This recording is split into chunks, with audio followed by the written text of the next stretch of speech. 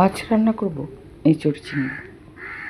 প্রথমে গাছ থেকে একটা এঁচোড় পেড়ে নেব। এই কাজটা মা কর্তা করে দিল। এরপরে এঁচোড় ভালো করে ছাড়িয়ে কেটে ধুয়ে পরিষ্কার করে নিয়ে গ্যাসের উপরে একটা কড়া বসিয়ে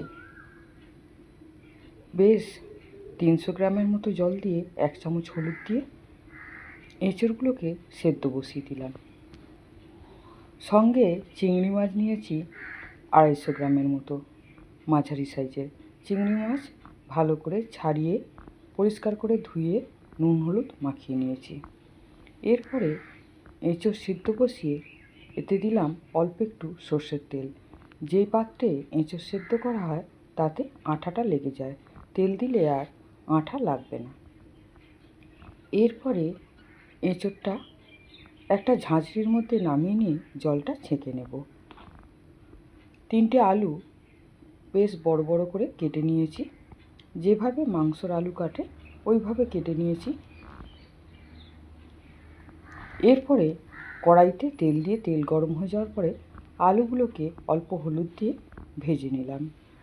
এরপরে আলু ভাজা হয়ে যাওয়ার পরে চিংড়ি মাছগুলোকেও তেলে দিয়ে ভালো করে নেড়ে চেড়ে লাল করে ভেজে নামিয়ে নিলাম।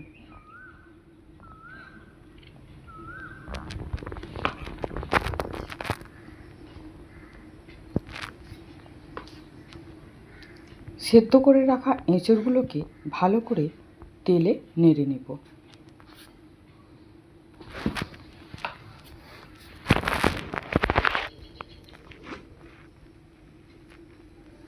ভালো করে নেড়ে চেড়ে মোটামুটি ভেজে নিলাম।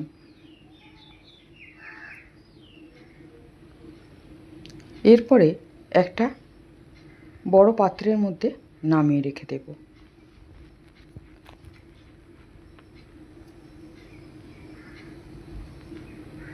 এরপরে ওই কড়ার মধ্যে বেশ খানিকটা সর্ষের তেল দিয়ে দেব। দিয়ে 4টে শুকনো লঙ্কা, অল্প একটু গোটা জিরে, 4টে তেজপাতা ফোড়নে দিয়ে দেব। দিয়ে একটা বড় সাইজের পেঁয়াজ কুচি দেব।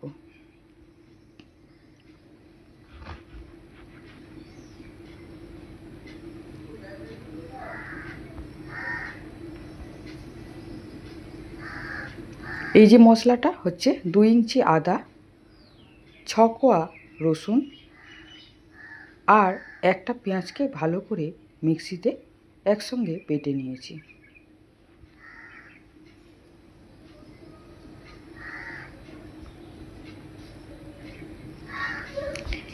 এরপরে রেড চিলি পাউডার দেব 1 চামচ আর নর্মাল লঙ্কা গুঁড়ো দেব 1 চামচ।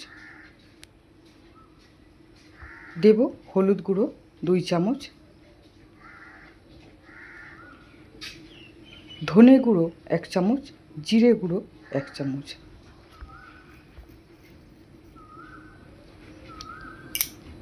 দিয়ে ভালো করে মশলাটাকে নেড়ে নেব। এদিকে 100 গ্রামের মতো দই নিয়েছি, টক দই, ভালো করে মিক্সিতে ঘুরিয়ে নেব, এতে ফাটার কাজটা হয়ে যাবে।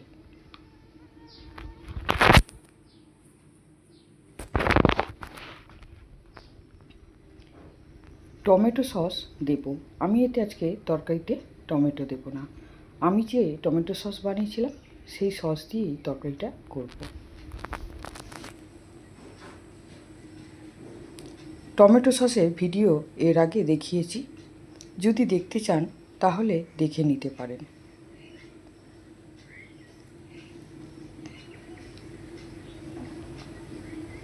ভালো করে নেড়ে চেড়ে মশলা কষিয়ে নেব। এরপরে ফেটিয়ে রাখা দইটা দিয়ে দেব, দিয়ে ভালো করে নেড়ে নেব।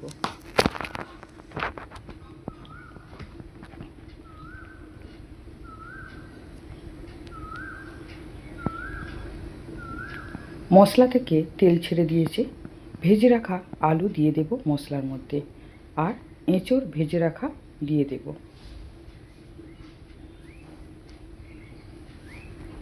দিয়ে ভালো করে তরকারিটাকে নেড়ে নেব।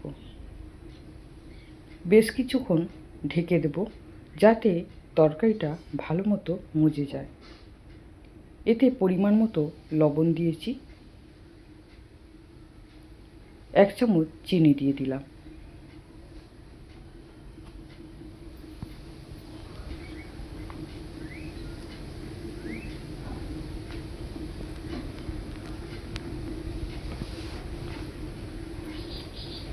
ঢাকনা খুলে আবার একটু নেড়ে নেব।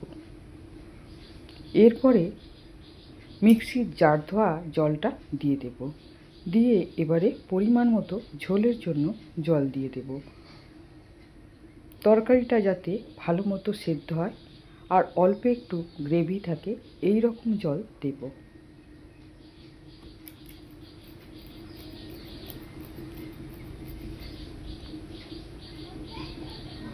ভালো করে নেড়ে নিয়ে বেশ কিছুক্ষণ ঢাকনা দিয়ে রেখে দেব।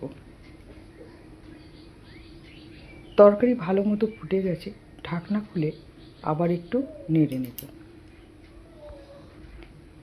আমার এঁচোড় চিংড়ির রেসিপি যদি আপনাদের ভালো লাগে, আমার চ্যানেলে একটা সাবস্ক্রাইব করে দেবেন, লাইক করবেন, কমেন্ট করে জানাবেন, আমার তাহলে বেশ ভালো লাগবে।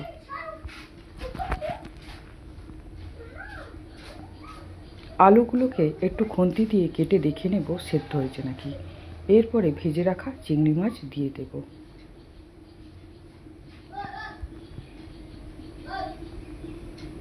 দেব 1 চামচ গরম মশলা।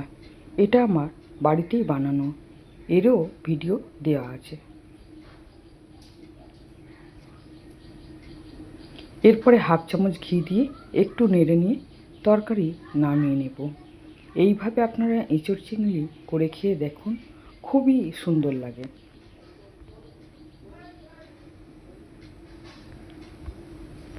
এইভাবে এঁচোড় চিংড়ি করলে বাড়ির লোক বারে বারে বলবে এঁচোড় চিংড়ি করতে।